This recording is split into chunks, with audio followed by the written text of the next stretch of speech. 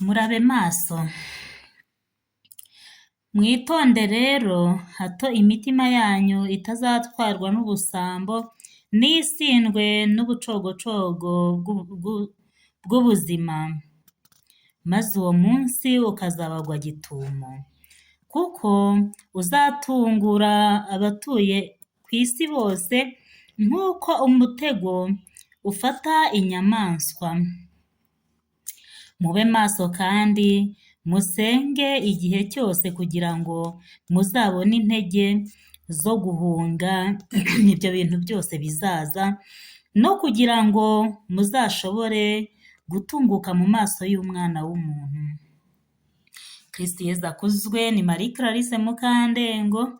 Ejo twasomaga muri Luka umutwe wa 21 umurongo wa 25 kugera ku wa 28. Uyu munsi turi gusoma n'ubundi muri Luka umutwe wa 21 umurongo wa 34 kugera ku wa 36. Kristo Yezu akuzwe. Ejo twabwirwaga amaza y'Umwana w'umuntu, none ubu turi kubwirwa kuba maso. Ngo murabe maso, mwitonde rero hato imitima yanyu itazatwarwa n'ubusambo n'isindwe n'uducogocogo tw'ubuzima, maze uwo munsi ukazabagwa gitumo, kuko uzatungura abatuye ku isi bose nk'uko umutego ufata inyamaswa. Mube maso kandi musenge igihe cyose kugira ngo muzabone intege zo guhunga ibyo bintu byose bizaza, no kugira ngo muzashobore gutunguka mu maso y'Umwana w'umuntu. Kristo Yezu akuzwe. Ni Marie Clarisse Mukandengo. Ibaze kandi wisubize, niba amazi y'Umwana w'umuntu hazabanza amagorwa, hakazabanza ibibazo, hakazabanza iki? Muri iyi minsi ya none kuki hari umuntu wiyahura kubw'uko yabuze amafaranga? Kuki hari umuntu wiyahura kubw'uko runaka yamuvuze nabi? Kuki hari umuntu wiyahura aya magorwa atari yabaho? Kristo Yezu akuzwe. None se uribuka yuko mu maza y'Umwana w'umuntu ngo mbere y'uko aza hazabanza ibintu biteye ubwoba, ngo hazaba ngo ibimenyetso mu zuba, mu kwezi no mu nyenyeri. Nawe bibaza, hazaba ibintu byinshi biteye ubwoba, hazaba akarengane, hazaba iki? None uyu munsi wa none turakangurirwa kuba maso. Uzaba maso rero gute? Ni uko ugomba kumenya Yezu ko ari umwami n'umukiza w'ubuzima bwawe, nuko ubundi ukihanira ukareka ubusinzi, ukareka ubusambanyi. Ibyo ni byo byaha nibandaho cyane, kuko ni ibyaha bibi cyane bikorerwa mu mubiri, ni ibyaha ndengakamere.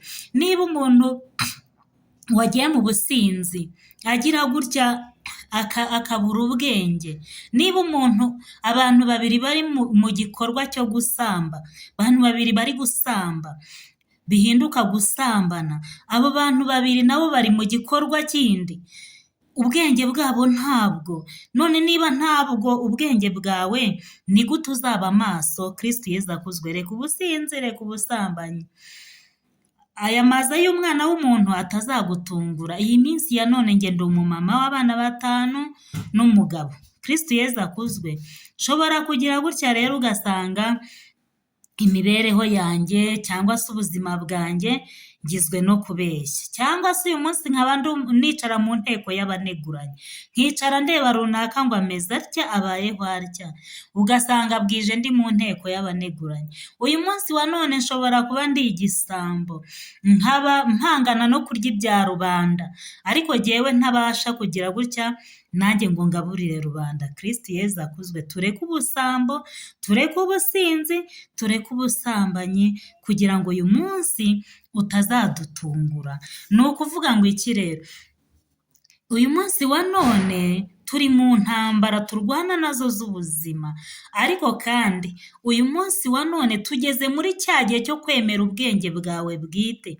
Nujya ku bwenge bwa runaka arakuyobya, nujya ku bwenge bwa telefone buzakuyobya, ariko ubwenge bwawe karemano nibwo buzagenda neza. Uzabigenza ute rero? Igihe ubona hari ibintu bidasobanutse ku buzima bwawe, icyaba cyiza ni uko wareka ibintu byose ukajya ahantu ukaruhuka bihagije, ukitekerezaho, ukareba nawe mu bwenge bwawe uti se ibi bintu nibyo cyangwa si byo. Njyewe mu rugo rwanjye iyo mbona hari ibintu bidasobanutse, cyangwa se mu nzira nyuramo iyo mbona hari ibintu bidasobanutse, nshobora no gufata ukwezi kumwe nkicara nkitekerezaho, nkareba ibyo ndimo niba ari ukuri. Kristo Yezu akuzwe. Niba ufite umugore irinde gucabiranya, niba ufite umugabo irinde gucabiranya, mubwize ukuri kabone n'ubwo yaba ari injajwa akakujyana hanze, ariko mubwize ukuri, umubwire ibyawe byose, ahasigaye mufatanye isengesho. Niba ari umugabo, bwira umuvandimwe wawe, umugore wawe, ukuri kwawe uko wiyumva. Ndagira ngo nkubwire ngo hari ukuntu burya tujya gutya, ugasanga hari nk'umugore ugiye ahantu akajya kugura ubutaka atabwiye umugabo, cyangwa se ugasanga ni umugabo ugiye akagura ubutaka atabwiye umugore, cyangwa se ugasanga umugabo asohoye amafaranga mu rugo ayajyana iwabo, cyangwa se umugore agasohora amafaranga ayajyana iwabo atabwiye umugabo. Kristo Yezu akuzwe. Nagira ngo mbabwire ngo ibi nabyo ni uguca inyuma uwo mwashakanye. Ibi nabyo ntabwo ari byiza, niyo mpamvu nanjye nkubwira ngo turabe maso, ejo tutazatungurwa nuko umutungo w'urugo twawumariye mu gasozi, tutazatungurwa nuko twagize ubusambo tukarya twenyine twimye abana bacu, ugasanga turagiye mu kabari turariye turanyoye, ariko mu rugo habuze n'isukari yo guteka igikoma cy'abana. Kristo Yezu akuzwe. Murabe maso rero, igihe ubona mu rugo iwawe nta sukari ihari, igihe ubona mu rugo iwawe nta byo kurya bihagije by'abana, gerageza musangire. Irinde guca inyuma umuryango wawe, irinde kugira inda nini ngo ujye kwiherera wibogeke wenyine mu kabari. Iyo ni inda nini. Nk'uko wenda tuvuge n'urugero, ubusinzi buri gucika kubw'uko izi nzoga z'ibyuma baziciye, ariko hari n'abibogeka bakajya mu kabari akarya nk'inyama, cyangwa se akarya amagi cyangwa ibindi bintu, ariko umwana mutoya w'uruhinja ari kurwara bwaki. Kristo Yezu akuzwe. None se niba wibogetse ukarya ibyo bikomoka ku matungo umwana atabiheruka, ni wowe ukeneye gukura cyangwa n'umwana wawe ukeneye gukura? Sinzi, wakwibaza nawe ukisubiza. Ubusambo bavuga ntabwo ari uvuga ngo ni ibindi, ni nk'ibyo byose byo kwibogeka, ugaca inyuma umuryango wawe ukajya kurya ibidakwiye. Ni kwa kwibogeka ukajya guha umuntu ibintu, usenya urugo rwawe, umuryango wawe utabizi. Uko ni uguca inyuma uwo mwashakanye. Ukavuga ngo niba umuvandimwe wanjye anyatse amafaranga ndayamuhaye. Kristo Yezu akuzwe. Niba se wuzura Roho Mutagatifu, cyangwa se niba uri umurokore cyangwa umukarisimatike, ni gute wakwibogeka ukajya gutanga amafaranga mutumvikanye wo mu muryango? Ni kwa gusenyuka k'urugo rero, ari wowe ari n'uwo yahaye, mwese muri bamwe, kuko mwese muri gusenya ingo zanyu. Urayamuhaye akemuye ibibazo bye bwite, ni urugero, ariko ntacyo agufashije kubw'uko agufashije gusenya.